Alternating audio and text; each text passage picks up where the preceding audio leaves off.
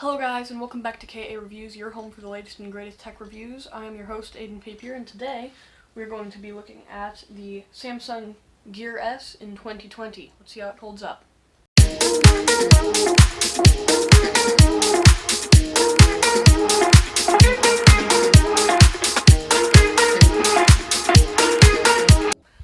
Alright, so I usually use a Samsung Galaxy Watch, but it is shut down right now because I've been using this guy for a week. And we get to see how it works in 2020.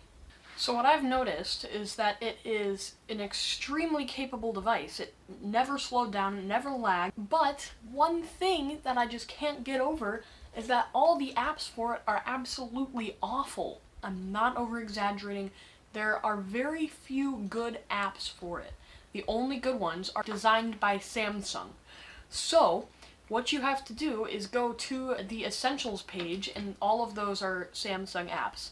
It's really pretty sad that that's all it can do properly without having to pay a lot of money. There are a few apps that aren't bad, that cost a fair bit of money, but they're not bad. I did not buy them, but I've heard from many different people who have bought them that they are nice apps. Anyway, so I really do like the physical design of it. It is quite a nice device. I love the curved screen. I like the user interface quite a bit, but it would be so much more powerful if it had that one thing, which is better apps. Although this device is 6 years old, it could still go side by side with my Samsung Galaxy S8, a fairly new phone. Now, granted, this phone is 3 years old, but it still works with Android 9 in One UI. So, as far as I'm concerned, it's still running new software, and it still connects up well with the Gear S, which is absolutely great. The user interface for the Gear on my phone is also pretty trashy. Comparing it to the new UI on the Galaxy Watch, it's not as good. It is an older device, so I'm gonna give them a little bit of slack for that. So those are the downsides to it. The upsides are that the charging dock cradle thingy, it snaps onto the back, and you can still, it's not wireless charging, which isn't great, but the new cradle and the old cradle, this one you have to have it in a certain position. You can't do any of this, but with the old cradle, you can chuck your watch in the air for all it cares and it'll still charge. And that is because not only can you charge it through the micro USB port, which they still use on their newest models, which I think is not too smart. They should be switching over to USB Type-C by now, because everything else, Galaxy Buds, Galaxy phones, Galaxy tablets, all use USB Type-C. But they decided to still stick with the micro for the Galaxy Watch. Sorry if I'm talking about the Galaxy Watch a bit too much. It's just that is my main thing to compare it to. Sorry about that. I will try not to talk about it as much. Anyway, a very nice thing about the watch that I like is the sleep tracking function, which works quite well. I press the start button, and it just goes until I press the stop button. This, on the Galaxy Watch, it's automatic, and it does track more, but I don't trust it as much because a lot of the time, if I'm moving around in my sleep, it'll think that I got up instead of just saying that I moved a little bit, which is kind of annoying. But this one, to get it to stop, you have to press stop. So that's nice. The Bluetooth works very well. I connected it up with my Galaxy Buds. The Bluetooth audio worked really well. The range to it was fine. I mean, I had it on my wrist, and I didn't get any buffering or anything, which is nice. But the connection to the phone is also quite good. I don't know if that's because I'm connected to my phone. I don't know if that's my phone's or my watch's thing. Bluetooth, but either way, it had a good signal strength. I was able to go through a floor, a wall, and another wall, and probably be about 90, 100 feet away, and it was still connected, which was great. The Cradle has a battery built into it, so then you can charge it on the go.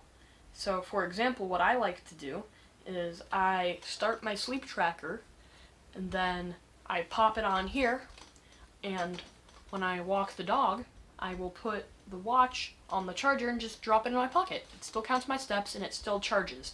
It's essentially like a phone with a backup battery case. However, you cannot wear it while it is charging.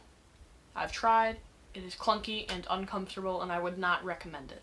It takes away the water resistance, and it doesn't work, and it just is very uncomfortable. Durability. I want to talk about durability. This thing is a champ. It looks like if you tap it, it'll shatter. No. It's a champ.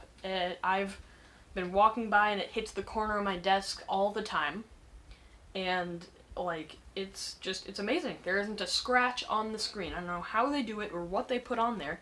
It's insanely durable. Waterproofing. I've washed my hands with this on there. I've taken a shower with this on my wrist. It works. The only unfortunate thing is that it doesn't have a water lock mode. So that means that you cannot eject the water from the speaker. You'd have to either upload your own sound file with the frequencies that eject it, or you just have to deal with it for a couple days until it dries out. It is IP67 rated, which means that it can go for 1.5 meters for about 15 minutes. I believe that's what it is. It's either 15 or 20 minutes. I'll let you know right up there. But anyway, the newer watches, however, such as the Galaxy Watch, have a 3 ATM, I think is what it is. And they can go for 30 minutes up to 30 meters deep, which is a lot more waterproof, not waterproof, water resistant than the older watches. Moving on to features. Now, one thing that I do quite like about this is the cellular. It works well. It's 3G, so it's not too fast, but it still works. There isn't really too much to do with it besides make calls and texts, because there's no browser or there's no music streaming apps on the Galaxy App Store for this watch, which is pretty sad considering how powerful the device itself is. Fitness tracking. It's alright. It takes a while to connect to GPS, but when it does, it works fine. I mean, it tracks my mileage, it tracks my steps, it's not bad. My heart rate tracks that. It's nothing to write home about, but it works. So if that's all you want in a watch, then I would not buy this one. If you want other things and that in a watch, this one's alright. The curved design of it is really quite nice. It fits my wrist pretty well. However, when you're doing things like typing, it can get in the way a little bit and you want to take it off. It has a music player built into it, which is pretty nice. It works fine. You have to upload your audio either through Bluetooth or through the data cable, which is really cool. You can plug it into your computer. That's why it has all these pins instead of just having the two for positive and negative charging the battery. You can plug it into your computer and transfer data back and forth, which I think is really nice. Essentially like a phone. It's got this weird thing. I mean, I don't mind it. It's pretty cool, but I feel like it's pretty gimmicky. It can scan to see the ultraviolet rays and tell you what kind of sunscreen to wear. I mean, cool, but I would have rather preferred that they focused on apps rather than telling me what kind of sunscreen to wear. Just my personal opinion.